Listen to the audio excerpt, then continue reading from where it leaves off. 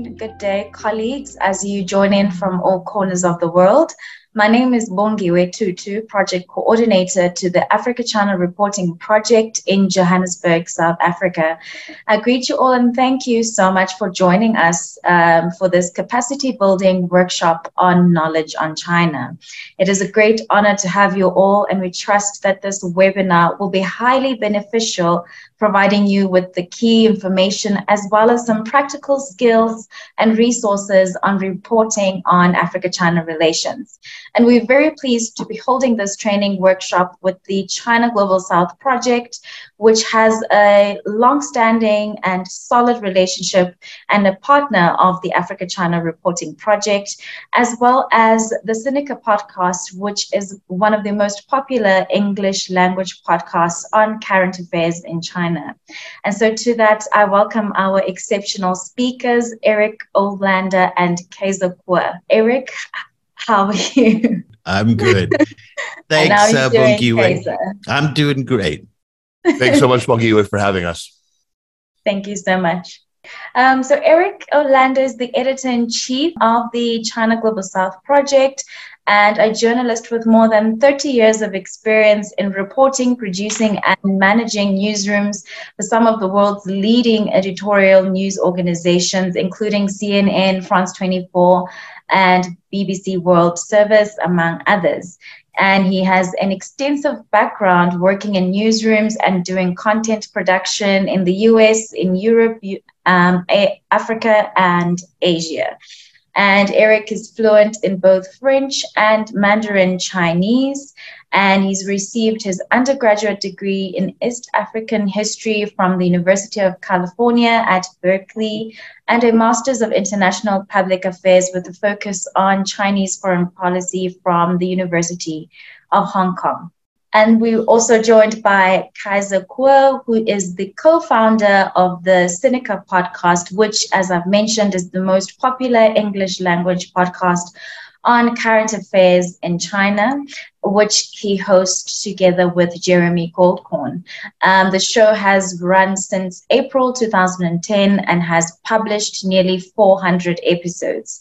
And in May 2016, Kaiser Kuo was honored by the Asia Society with a Leadership Award for revolutionizing the way people live, consume, socially interact, and civically engage. And Kaiser Kuo speaks frequently on topics that are related to politics, international relations, and technology in China. So welcome to you both, and thank you so much for your time. And we look forward to learning from your expertise within this webinar. Thank you so much. Thank you, Bongiwe. It's really a wonderful pleasure to be here with you and with Kaiser.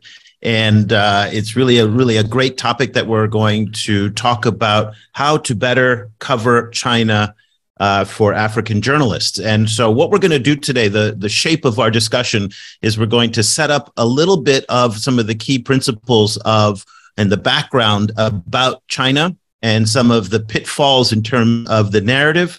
And then we have some questions that Bongiwe has received in the run-up to this, and we're going to open it up for Q&A on some of those questions. So, Kaiser, let's start, on some of your background. Well, you're incredibly well known in the China watching space. Again, you've been doing this since before anybody else was doing it in podcasting. In fact, you and I both started our shows around the same time in 2010, about 13 years ago.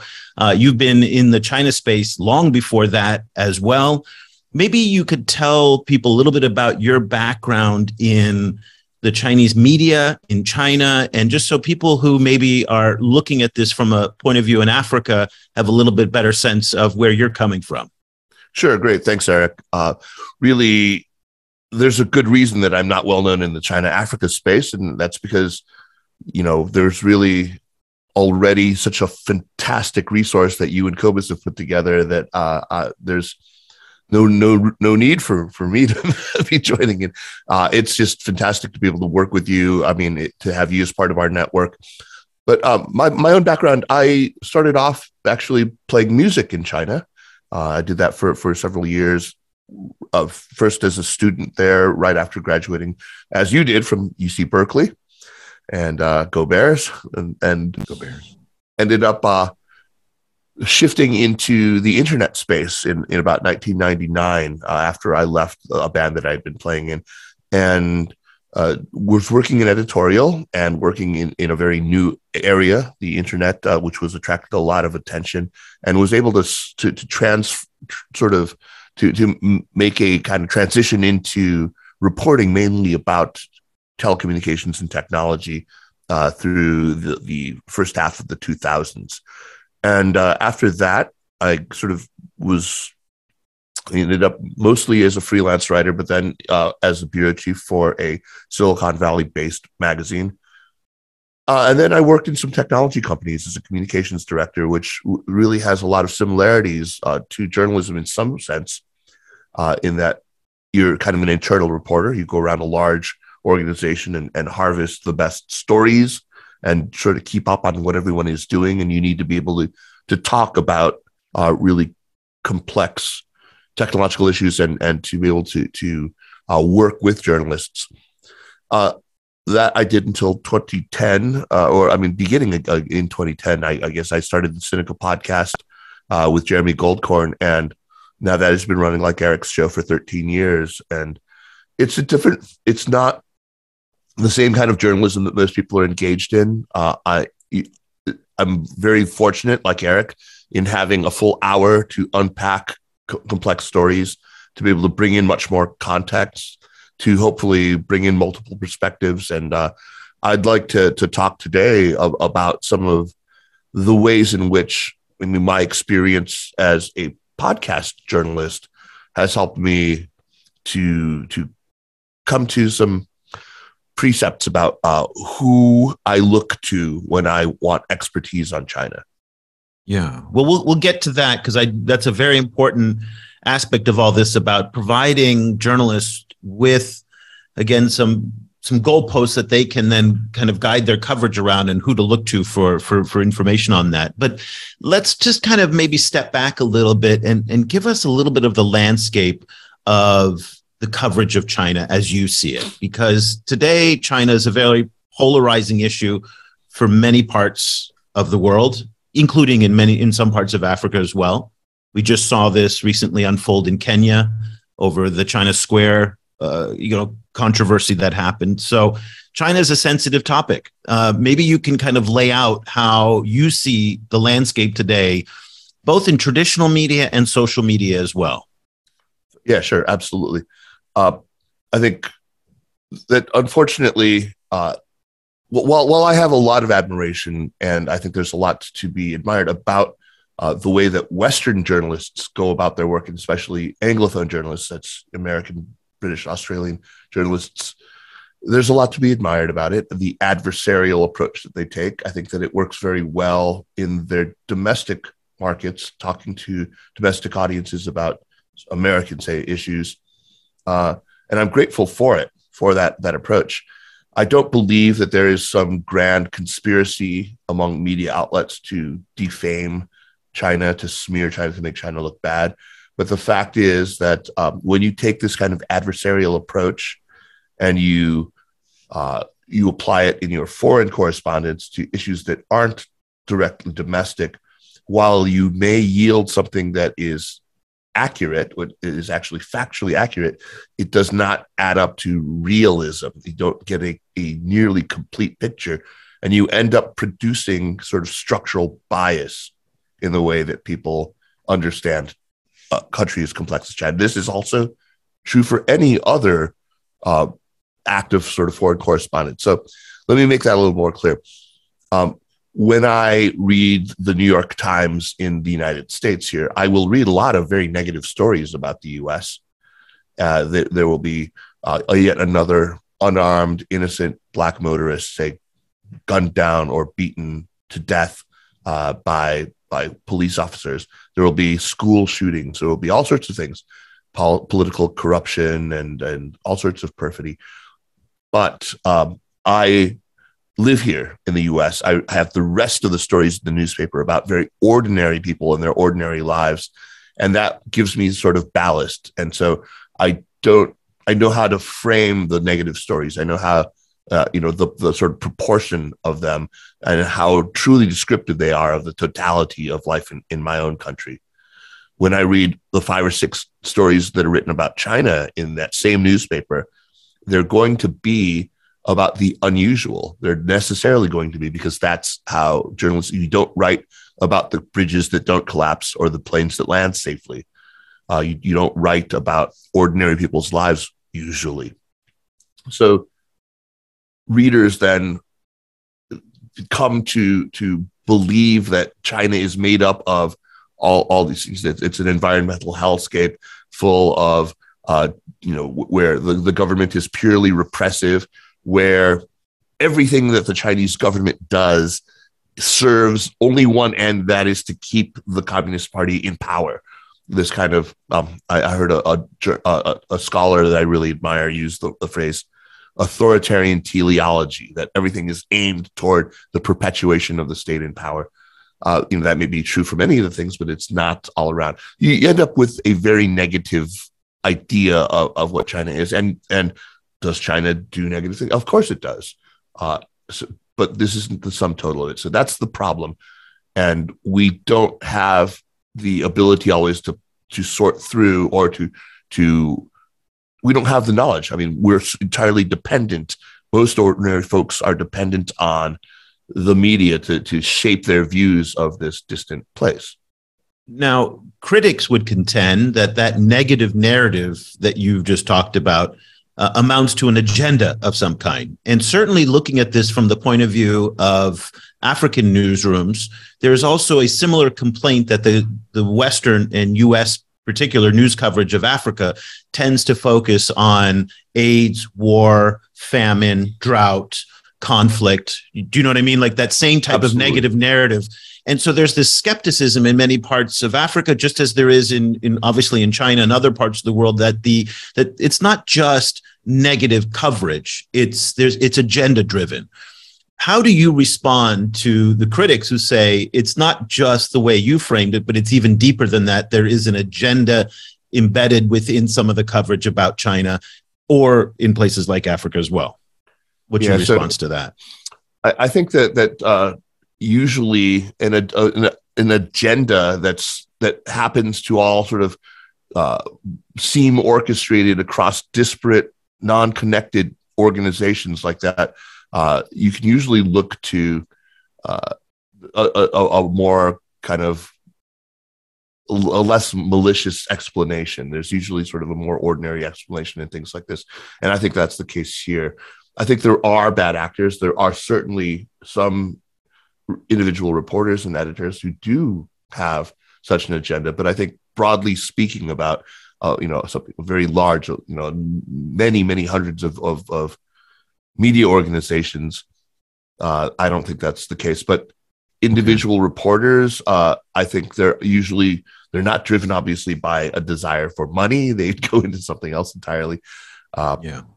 They're not doing it for money. I think that the structural explanation, which is, it really fits the evidence that I've seen. A lot of reporters are frustrated because their stories about more quotidian, more ordinary things don't make, page one, or they don't make it into the paper at all. It's a lot of it is simply market driven, that there is, a longstanding saying, and, if it bleeds, it leads up. There is a kind of bias toward the more sensationalistic. And I don't think that the intention is to now what I think there really is, though, is a self-perpetuating kind of hard narrative shell that once established makes it really easy to keep doing those same sorts of negative stories because you're writing to the reader's expectation. But it also sets up sometimes an appetite for things that go directly against that established narrative. And I've also seen that at work. And so I do derive a little bit of hope from seeing that. Okay. Well, there's basically two general poles. And again, there's a lot of distance in between these two poles, but on your show, you've talked about panda huggers and dragon slayers. And maybe you can kind of articulate what those two poles are so kind of people can understand the range of coverage.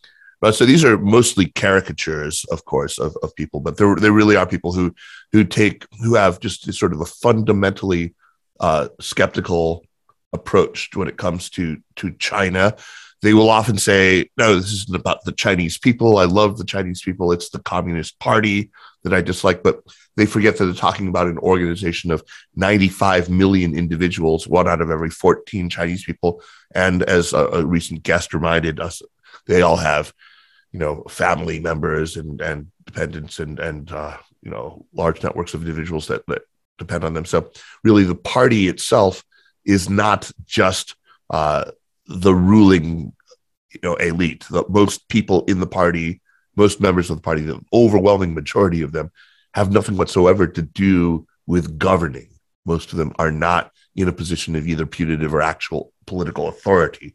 So I think that even this is, this differentiating the party from the people is also a problematic idea. I think that the dragon slayers are people who are suspicious of China's motives. They usually believe that China intends to displace the United States as the hegemonic global power. It believes, again, in this kind of teleological authoritarian, or the authoritarian teleology. That means they believe that everything that the party does is intended to augment its own power and to extend its control over not only domestic Chinese politics and society, but beyond that to the globe. They believe that China poses an imminent threat to Western, let's say, interests, and they tend to frame things in terms of an ideological contest. So on the other side, the maybe more extremes are people who, I think in the kind of sort of caricatured version of it, they're people who are usually willing to take China's good faith as a given and believe that Chinese intentions are either motivated by a desire to do good in the world, or at least by sort of less ambitious goals than that maybe all China wants is sort of a regional dominance, say, or and they also tend, I think that in the sort of maybe less overtly caricatured version, maybe this is what I would subscribe to, one that would look at China's motivations as really kind of, very, very much rooted in Chinese history and very much,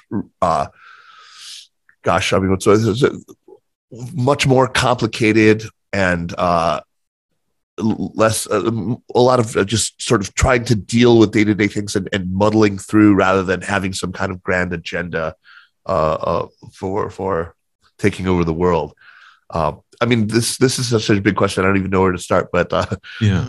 Eric, and again, just as well as I do. You could. Yeah, they're the two poles, and in many ways, for example, the U.S. discourse today is dominated by the dragon slayers, in many part because the narratives coming out of Washington are discernibly negative. There's just no way around it. I'll be honest with you, though, Kaiser. I do get fielded questions from journalists, particularly from newspapers of countries that are quite critical of China. So I just had a journalist from a Japanese newspaper that came to me in the run up to the Nigerian elections and said, "I want to talk about China's negative influence on the elections in Nigeria."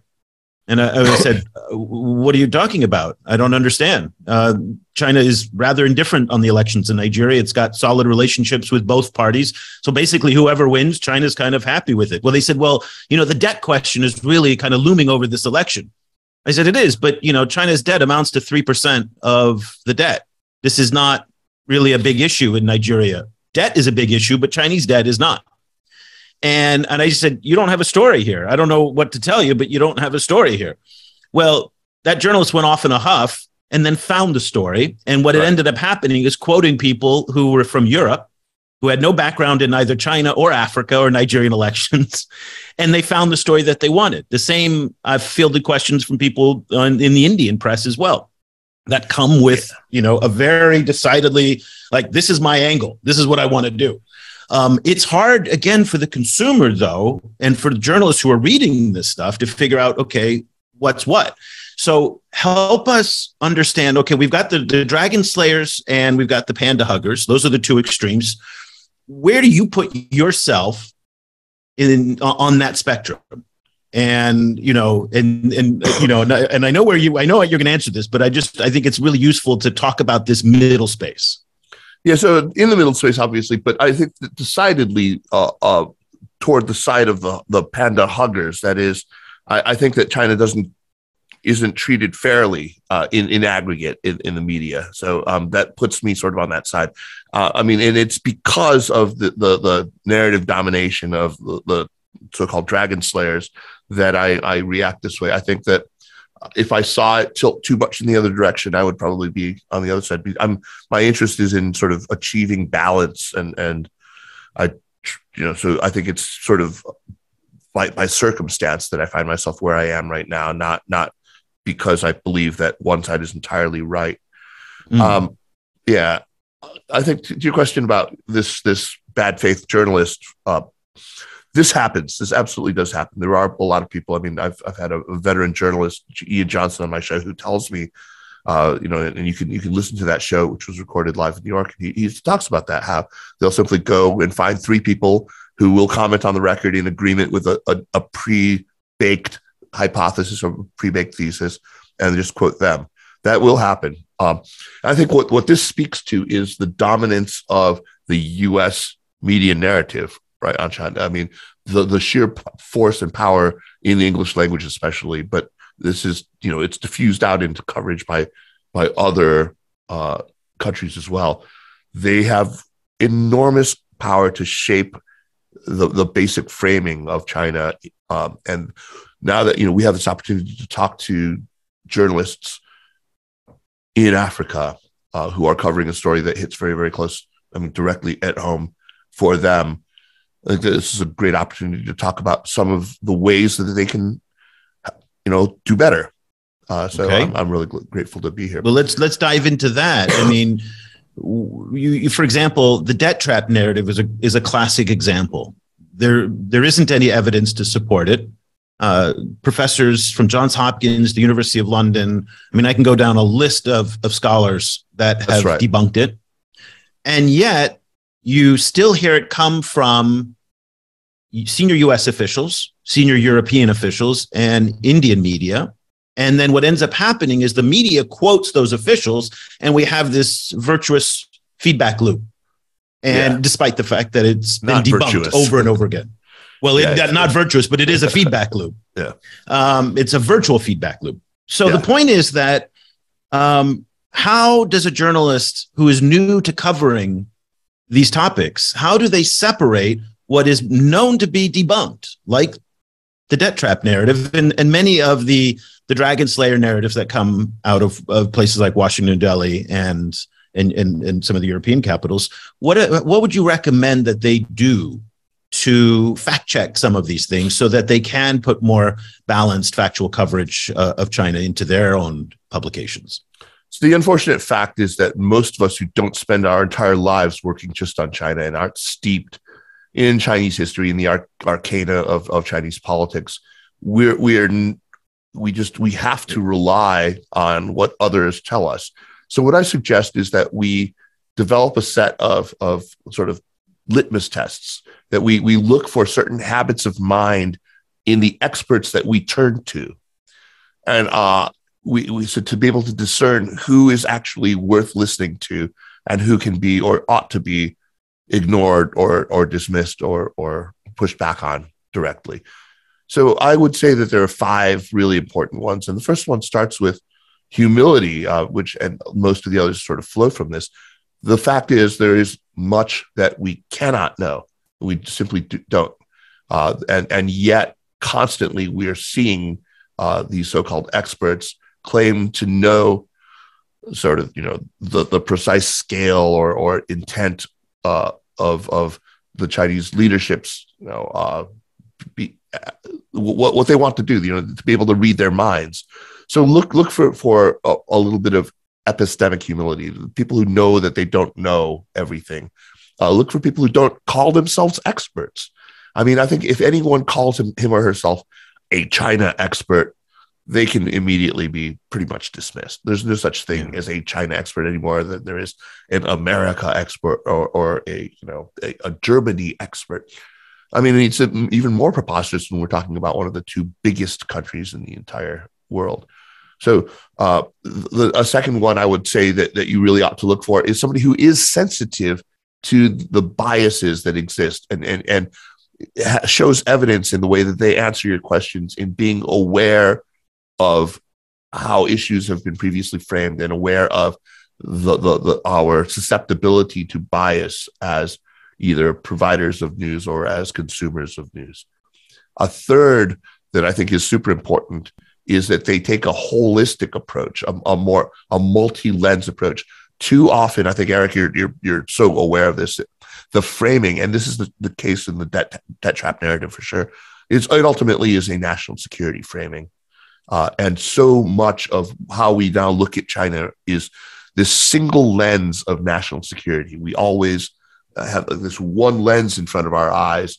And that's really unfortunate, because you really need a more 360-degree view of a society and a polity as complex as China. So somebody who at least, I mean, I think it's the humility again comes in here, is you need to understand that your own discipline is insufficient for a full understanding. So somebody who reflexively takes a multidisciplinary and interdisciplinary holistic approach is generally preferable. Another one is historical acuity. And by this, I don't mean that they should, know all the ins and outs of thousands of years of Chinese history, or even, the details of 20th or 19th century history. But what I really mean is a sensitivity to how their own historical narratives affect the way that they talk about or report on China. The one that you encounter the most is this kind of teleology, again, is this idea that history is goal-directed. Americans are terribly susceptible to this idea. And this has been especially so since the collapse of Soviet communism, the end of the Cold War, where we have this notion. It's probably best, and everyone's familiar with Francis Fukuyama's idea of the end of history in The Last Man, but that's one instance of this. But generally, we stand here on this one side of an historical chasm that separates us from countries from sub-Saharan Africa, or from the subcontinent, or from Russia, or from Iran, or especially from China. And we have this idea that they can just simply come over to this side, that they must surrender to the inevitable siren song of liberal democratic capitalism and just come over to our side, and everything will be fine. They don't appreciate the historical, the gravity of history, the gravitational force that history exerts, and the limited possibility of change in a given period of time. There's at the heart of this, there's this values absolutism that I think not so very long ago, Americans in public life did not embrace. We didn't believe in, something that we now recognize as, universal values. There was this idea that, it was a form of cultural relativism, although relativism has become kind of a weirdly toxic word. Yeah, and then finally, I guess the most important one is I would say it's cognitive empathy. It's this ability to put yourself into the shoes of the people that you were writing about, to look at it. To do this, it's not just, it requires a little bit of knowledge, quite a bit of knowledge. You need to understand the sort of the values and the institutions, the traditions, the habits of mind of the counterparty, the things that make up the mental furnishing of the people you're writing on, in this case, China. This is true whether you're writing, these 5 precepts are applicable, not only whether you are writing, you're doing reporting in China or about China. If you're, you should be just as critical of Chinese sources and Chinese experts, and for the very same reasons. One of the things that I've learned, so I arrived in Beijing the first time in 1989 in December. I got my first job anchoring radio in Hong Kong when I was 21 in Metro News in Hong Kong.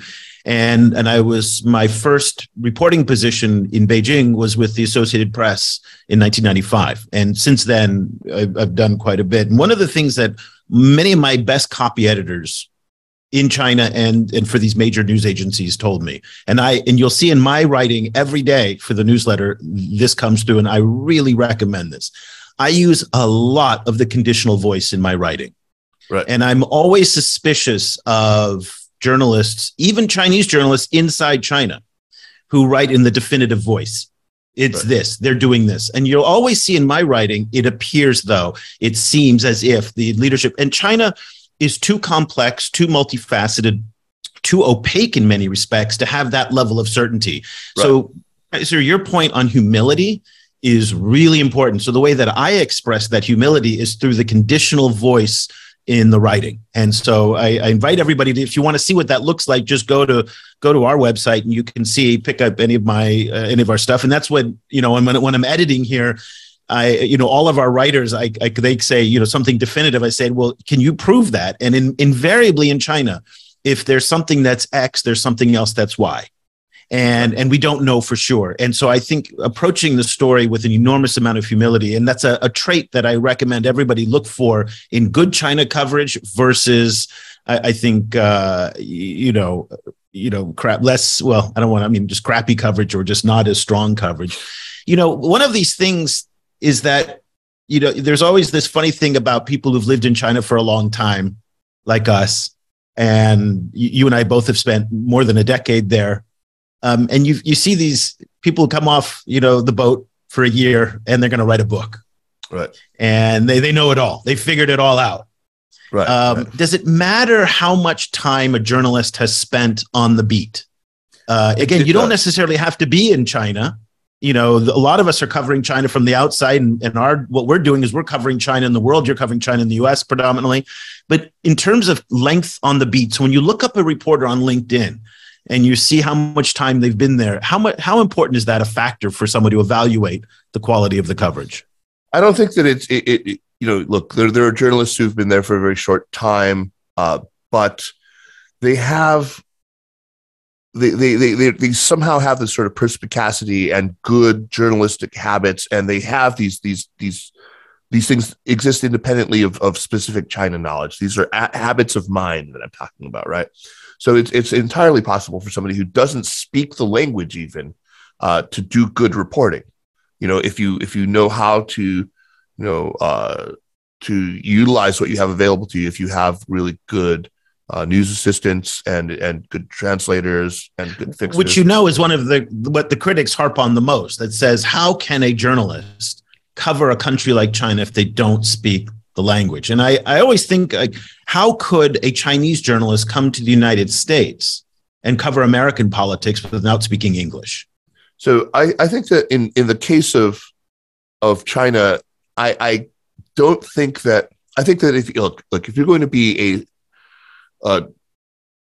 it's possible to produce decent journalism without fluency in the language. I've seen it. It can be done. There are enough. I mean, it's more difficult for sure. I mean, it requires you to work through translators and things like that. But yeah, and they will miss things, absolutely. But it's rare indeed. There are only a handful who I think read Chinese with the same fluency as a native reader. I mean, there's you have your Chris Buckleys, and you have people like that. Jonathan Ansfield. But there are not many, though. But there are not many. But many of them just have conversational Chinese. I mean, it's enough for them to get to the interview and to exchange greetings. But then they need to lean on translators, and I think that's better than overestimating your facility with the language and producing inaccurate reporting. So it's tough. I mean, it's not an easy language.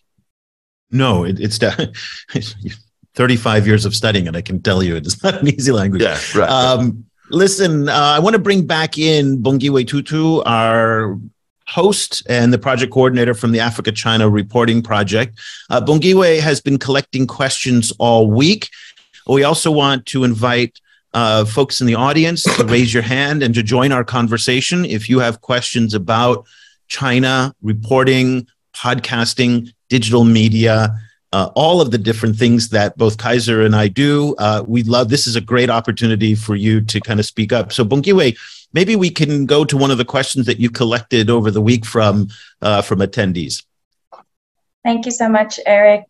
Thank you also, Kaiser, for that engagement. Really informative. So I'm just going to go to the first question we've received from Cindy Sipula. And they ask, when reporting on Africa-China projects, is it a must to always report on the positives, or we could divulge into its negative side? I guess that also speaks to what you've been reflecting on within the panda huggers and the dragon slayers. So that is the question, I think, Kaiser. Yeah, and Kaiser, let me just preface that a little bit, is that one of the points that Chinese news or media entities like CGTN make is that they do something, what they call as constructive journalism. Other people just call it propaganda. But the point is that they focus on the positives as opposed to what they say Western media focuses only on the negatives. And so this question that Cindy is talking about speaks a little bit to that bifurcated view of, do we have positive news or negative news? How do you see that? Well, I clearly don't believe in only reporting the positive. I think that's ultimately that will discredit it will erode your credibility. And I don't think that's what a journalist's job is. And that's what PR is for. That's not journalism. Or propaganda. I mean, that's what propaganda. Yeah. And again, this word propaganda it has different meanings in different languages.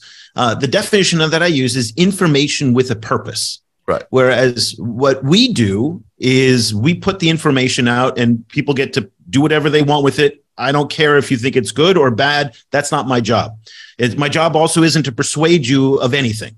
I just do the best job I can at laying out the facts and the stories as I can, and then you do with it as you will. Propaganda, though, is something where I want an outcome from it. Either corporate propaganda, state propaganda. It can come from any number of different types of intents. But clearly the Chinese, like other governments, have a purpose with what they want. They want to promote their agendas. I think I don't blame them, but other governments do that too, including the United States. Look, China is involved with over 50 countries in Africa, over just a myriad different forms of engagement.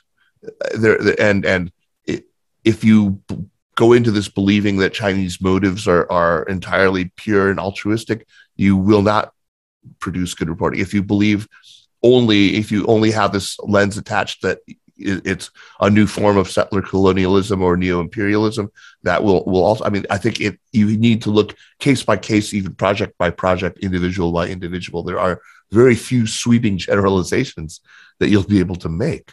I think that, you can't just look at the standard gauge rail and the portable bus and transport for it to another country in West Africa and assume that the exact same situation applies. I think I think if anyone in the world is heartily sick of being treated monolithically, when in fact it's a continent of 1 billion people who are with absolutely different languages and traditions and economic situations, it's the Africans. They must hate. And anyone would, being treated as a monolith, so they should avoid it themselves, right? Yeah, that's avoid a fair point. That reporting. Bongyiwei, let's go to another question. Okay, so this is basically speaking to the historical understanding of China and with some context to the current governance within the country. And the question is on the Xi Jinping era. Who are the new people in power today, and how do they influence Chinese relations with African countries and the rest of the world? That's a very timely question, Kaiser, given the leadership changes that we've just had. Yeah, so I think that it's really hard to see right now, just based on the biographies of the current members of the Politburo Standing Committee, or even at the composition of the foreign ministry, what changes we might expect when it comes to Africa. There's really not much, but what I can sort of generally say about the direction of the new political leadership. There's a lot of people who are saying she has consolidated power and has removed any people who may have been in rival factions or competing factions. That's true to an extent. But the conclusion that many would draw is that he's surrounded himself by yes men and will no longer have sort of accurate information. But there's another interpretation, and I think we've seen it borne out in some instances. Again, humility, we don't know. There's another interpretation that says it's possible he has surrounded himself with people who he's worked with for a long time and therefore trusts, and who trust him well enough to be able to tell him uncomfortable truths. I think that perhaps we can see this having played out in the reversal on COVID, on zero COVID. Yeah.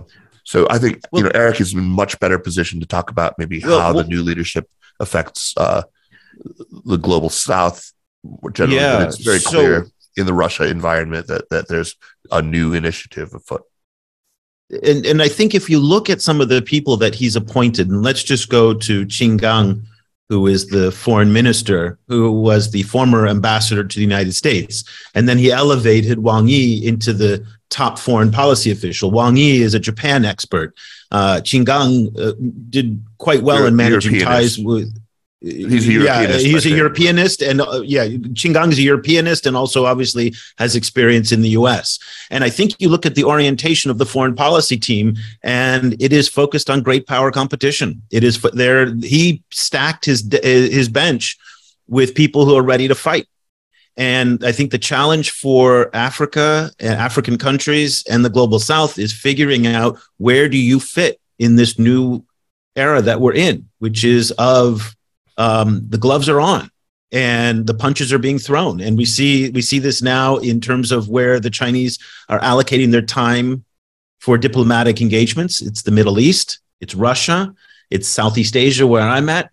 And so I think the challenge for Africa and the challenge for African journalists is that to articulate, where do each individual African country fit in this new universe? And I think for the most part, there is been a very serious lag in most African media in getting onto this. I think that we still see a lot of the narratives that have existed for a long time about China and the US and the West and all this, and they haven't really evolved to reflect the new realities. So whereas the previous Xi administration was much more focused on the global South, I think this Xi administration is much more focused on the big power competition. That seems to me how he kind of stacked his team. What's your sense of that, Kaiser? Yeah, no, I think that's a very persuasive case. Although I think that the one facet of great power competition will be this. Look, I mean, I think the Biden administration is waking up to the fact that, when it looks at the way that the UN votes that touch on the Russian invasion of Ukraine have shaken out, they're very worried. They're worried that they're losing the support of countries of the global South, and especially in Africa.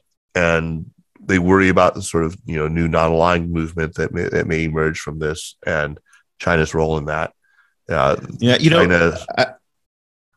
was just on that point. I was in a seminar a couple weeks ago, very kind of highfalutin, big name academics kind of thing, and I was speaking, and this professor from Johns Hopkins, who shall remain nameless, came up and said, "Eric, with all due respect, Zimbabwe is not important in this new era. This is about the big powers." And I said, "Sir, with all due respect, I'm very glad that you were not in government during the Cold War with the Soviets, because had you been in government with the Cold War with the Soviets, we would have lost, because these battles are going to be won and lost on the ability to form coalitions, large coalitions." And I think we've seen, as you pointed out, with Ukraine, with Huawei, We can look, I mean, again, I pointed out not a single country in Africa has followed the US lead on Huawei. Not one. They've listened politely and said, screw you. When it comes to, all of the warnings about predatory lending, everybody turns the shoulder. The point is the ability to forge these coalitions is going to be critical in this new era. And that means you have to engage. And to the Biden administration's credit, they're doing it in Africa now. I mean, they're sending all the people. The question is, are they going to follow through with the policies and the money and the action and the deliverables? That was still a see. But on the rhetoric side and on the symbolism side, they got it. Certainly much more than the Trump administration did. So it's interesting that, again, I think coalitions are going to be really important. But again, African countries need to be able to articulate what they want out of it rather than just what the big powers want from them. So that's going to be a big challenge. Bongiwe, do we have more questions? I think one that's quite relevant to the point you've just made, Eric, is a question that's coming from a professor in Ethiopia. And that is, what is China's communication strategy to African people? Interesting. I think, Eric, that's all you. That's all you. Okay. Well, let me start this off, but I think there's some things you can pick up on. So the Chinese have a couple of different ways that they communicate. And too often we focus, and as outsiders looking in, on what I call above the line communications. And the above the line communications, that's the CGTN, that's the television, radio, the newspapers, China Daily, which you see in the hotel lobbies, or you see the insert sometimes in some of the newspapers. And the fact is, we have lots and lots of data that nobody watches CGTN. It's terrible programming. Nobody listens to China Radio International. It's god-awful boring. And nobody's really reading the China Daily newspaper inserts, okay? So that above-the-line media that captures most of the attention of what Chinese media is in Africa is missing the point. Now, let me kind of talk about below the line, because this is where they're vastly more effective. And this is what's not really seen. And the below the line media is the content sharing partnerships, the CSPs. What Xinhua has done is they've basically gone to almost every major African newspaper and said, hey, listen, I know times are tough right now. I know it's hard to afford news agencies. We'll give you a free wire service with photos, with video, with everything. You can use it or not. It's up to you. You can do anything you want with it. You would be amazed at how much content is flowing out of Xinhua, People's Daily, and China Daily through these content sharing agreements. And what's happening is that is automated now into social media feeds. So what ends up happening is that newspaper X in country Y will plug in the news feed. It goes onto their website. From the website, it's scraped and goes on to Facebook. And the news consumer doesn't really know where the content came from. They just see a headline. This is incredibly effective. The other thing that's been remarkably effective is how Chinese embassies and then Chinese government agencies and media entities have reached out to various African broadcasters and media companies and said, hey, listen, we'll help you rebuild your TV station. So Liberia is a great example, the Liberian Broadcasting System, LBS. They were an old beat-up analog system, and the Chinese came in and rebuilt the entire television network and then put in digital broadcasting. So now people, get nice, crystal clear, crisp television in Liberia, thanks to the Chinese. Very small investment. One has to think that will LBS News ever run a negative story about the Chinese? Never. In Ghana, for example, the Ghana News Agency got new computers from the Chinese, new phones. In Kenya, the Kenyan Broadcasting Corporation got new trucks and cars to help with their coverage. This is something that the Chinese have been very effective in terms of supporting African media with, is providing that material support as well. And then the last thing where the Chinese have been incredibly effective in terms of shaping their own narrative in Africa is through these journalism training junkets. That's right. That they bring journalists over to China. And here's the interesting thing, Kaiser, and this is something we don't understand in the US. So when you look at Chinese embassies, and I invite everybody to go onto my Twitter page on China, the China GS Project on Twitter, and I've got a list of every single Chinese diplomatic mission in Africa. It's a fantastic list. And one of the things that you're going to see is just a daily feed of infrastructure porn that comes up every day. Wow. They'll show you, look at this new highway in Chongqing. Look at this new subway station in Sichuan. Look at this new airport in, Wenzhou. I mean, just all the time. And we in the US and Europe, and again, I'm not even going to put US and Europe on the same page because I was just in Berkeley and holy crap, the roads in Vietnam are better than they are in Berkeley. Okay, so US infrastructure leaves a lot to be desired. But the point is that we don't value infrastructure the same way that people who don't have any infrastructure, like us in Southeast Asia and in many parts of Africa. So when they go to China and they ride the maglev train from the Shanghai airport to downtown Shanghai, from Pudong into Shanghai, and then hop right into the subway, and then hop right into a train, and then you see the bullet trains and see the 10-lane highways, and then they're told 45 years ago, and you and I both know, Kaiser, from when we were first in China, none of that existed. Right. All of this has happened in our lifetime. Right. Okay. They say this is the possible. And when you talk to people about an aspirational story, and we come talking about democracy and civil rights and LGBTQ, and we talk about, all of those things, and the Chinese come in and say, we're going to talk to you about roads, and we're going to talk to you about trains, and we're going to talk to you about, economic development. We're not going to talk to you about all those other things. We underestimate and undervalue the importance of that when it comes to African journalists. And when they come back from China, not all, to be sure, not all, but many come back very persuaded on the Chinese story. That's right.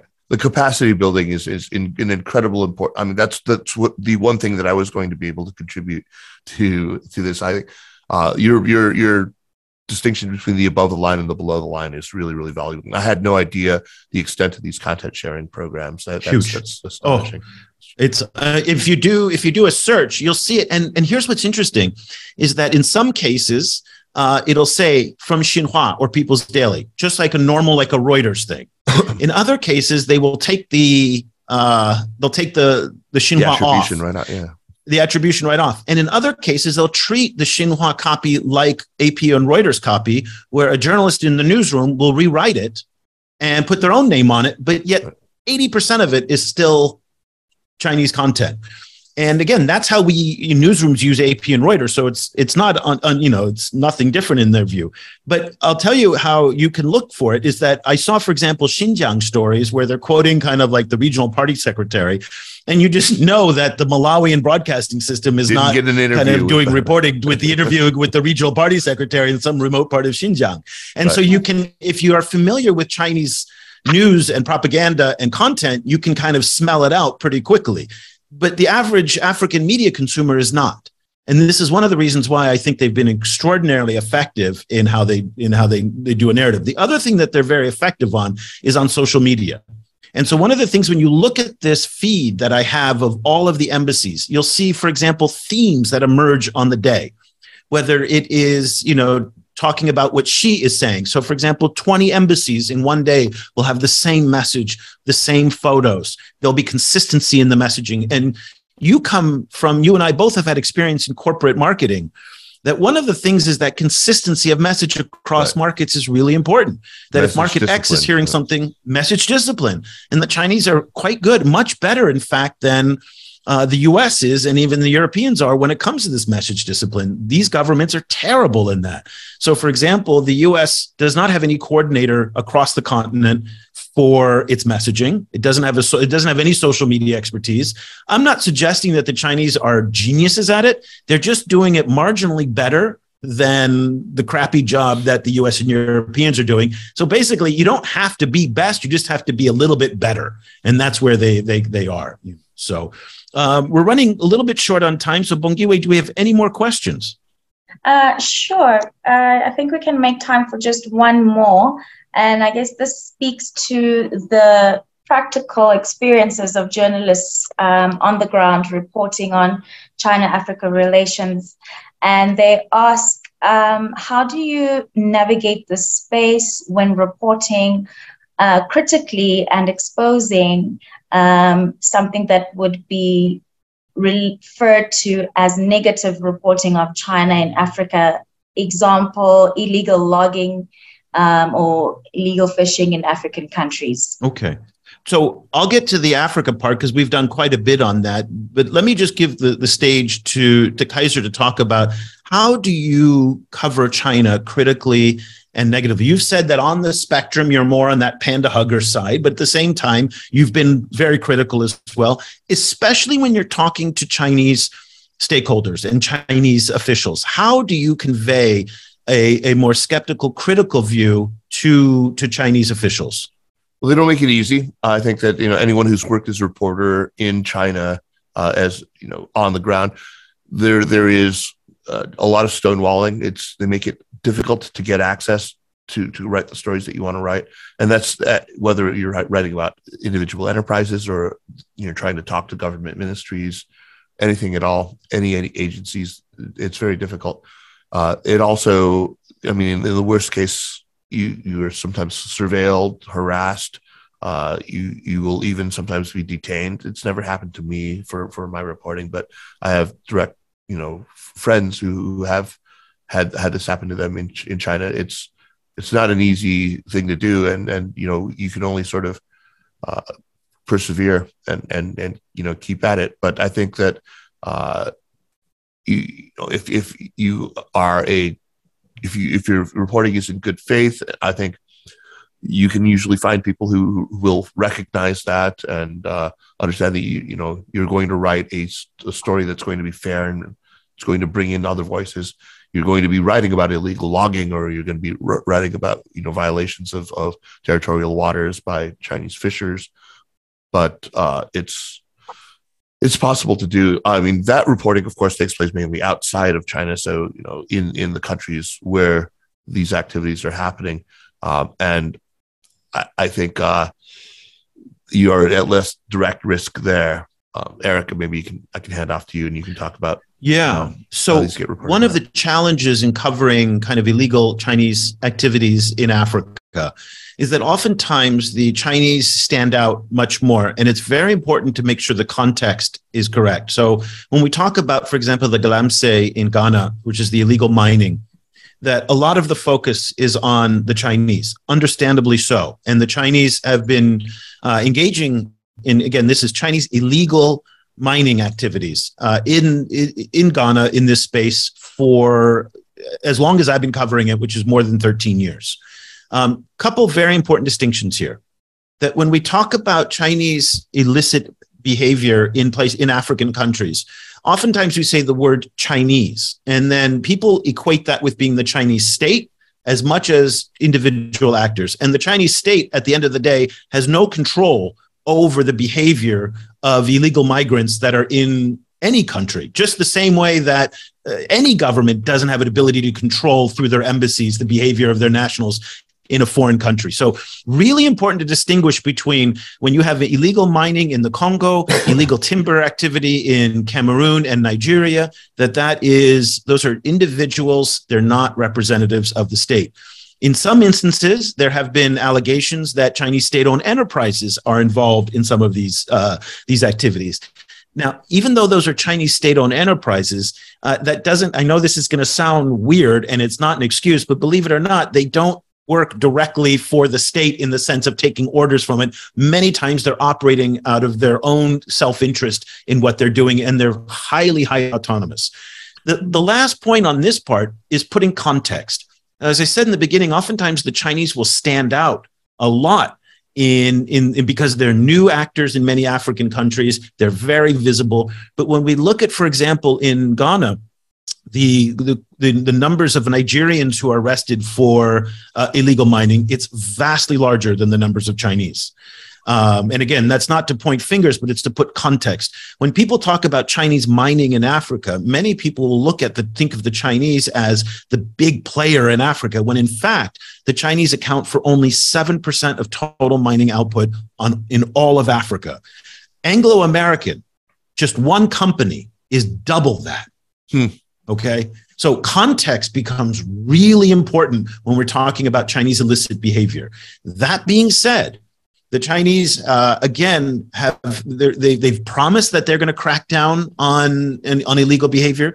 Oftentimes, when people are caught to do illegal things, they're handed off to the Chinese embassy. They're then deported. We never hear if they're punished back home. The Chinese could benefit enormously if they provided some transparency, or they insisted, this would be the best output, is that if somebody does something wrong in a country, the Chinese embassy would support that individual is punished and does jail time in that country. The same way, by the way, that if I did something bad in China, I'm not deported to go home to the United States to serve my jail time in the United States. I would be doing my jail time in China. So, for example, we just see over and over again that that people who do bad things are deported and never heard from again. We don't know if they're actually being punished or not, or they get off the plane in China and they just go on with their daily lives. So that's really important. The last part of all of this, and this has been my frustration in watching a lot of African coverage about Chinese illicit behavior in Africa, is the focus is on the Chinese side as opposed to on the domestic governance side. The fact is that when somebody of any nationality engages in these type of legal behavior, it's generally because there's a breakdown in law and governance in the host country that gives that space to do that. And so the pressure really needs to be put on the host government to do more to enforce its own laws, irrespective if people are from China, Lebanon, Nigeria, wherever. And I think that's kind of the final point. So again, context becomes really super important. So, Bongiwe, let me hand it over to you. I think that's, actually, no, before we hand it over, Kaiser, I want to give you the last word here about your recommendation to African journalists, the people who are watching us both in the, live doing this, also online, and then in our podcast show. Give us a final piece of advice in terms of how to cover China going forward, given everything that's going on today. Yeah, I'd say just simply, think critically about the received narratives that you have. I mean, they're whether they sort of derive from the Chinese telling of the story of China in Africa, or from the very often overly critical Western telling of it. I think you need to arrive at something that's independent, that centers the African experience, that, restores agency.